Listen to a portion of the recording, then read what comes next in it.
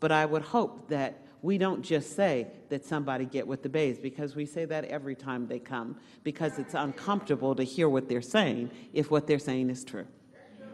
And so then it does make us look suspect if we just sit up here and listen to this and we do nothing.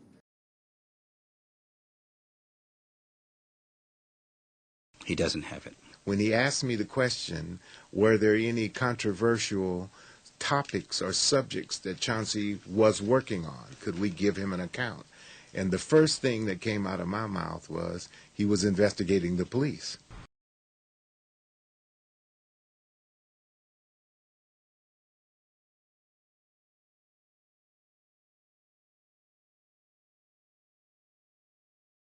Thank you. So obviously we can't take any action here. We'll have to. I did have the question from the Bays. Go ahead. So yeah, I've been meeting with the Bays,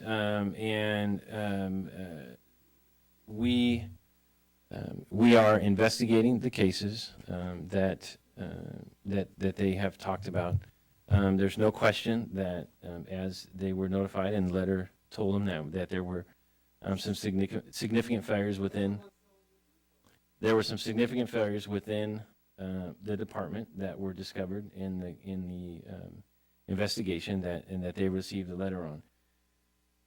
We are looking at the case, and I have given them one letter already stating that we would as a department make any and all files available to any jurisdiction who's authorized to do an investigation. So and I've given them that letter. We've talked about, or they've made it clear the entities they'd feel most comfortable. I am not comfortable, and I totally understand their reason for wanting an outside investigation. I totally get it. And I am not at a point where I'm calling for an independent investigation. We are still looking at the case as it stands right now. I completely understand what their concerns are, as I've expressed that. And we'll make ourselves and any and all information we have on the case available to any identified group that may or may not do an outside investigation. I am not comfortable issuing an additional letter until we've gone through all the evidence in the case to make sure that we've covered everything, because I don't want to have to come back and give them another letter. I have been meeting with them to give them updates.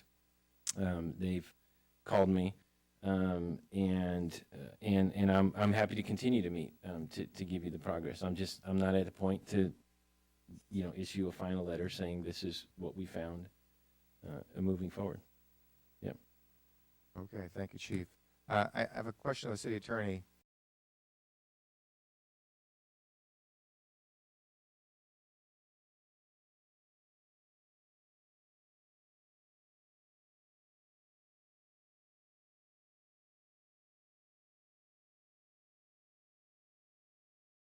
Because where does one end and the other begin?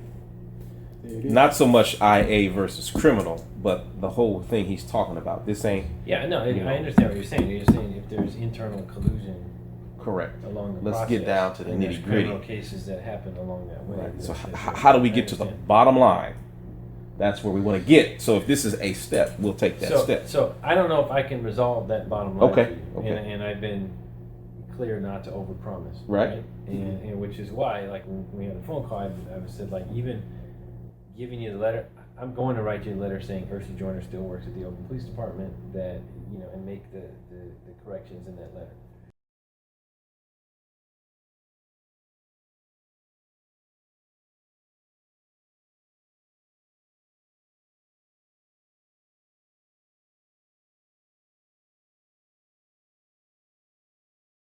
After taking over the bakery, Yusuf Bey IV went on a crime spree. He was arrested in 3 Oakland area counties on 5 different felony charges. We saw a huge criminal, or somewhat of a criminal enterprise starting to develop with the change in leadership when Yusuf Bey took over.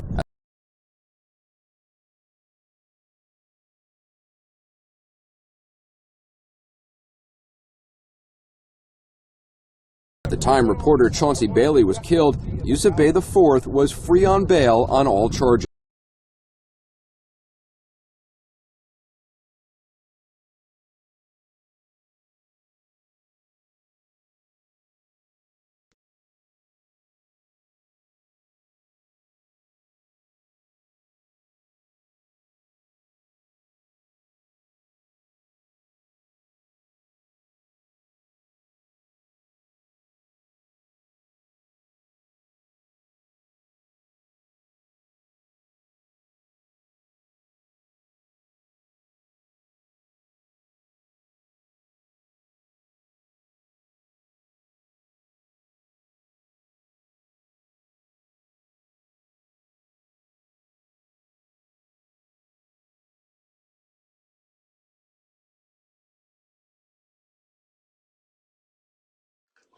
The reason why they didn't murder me because Walmart.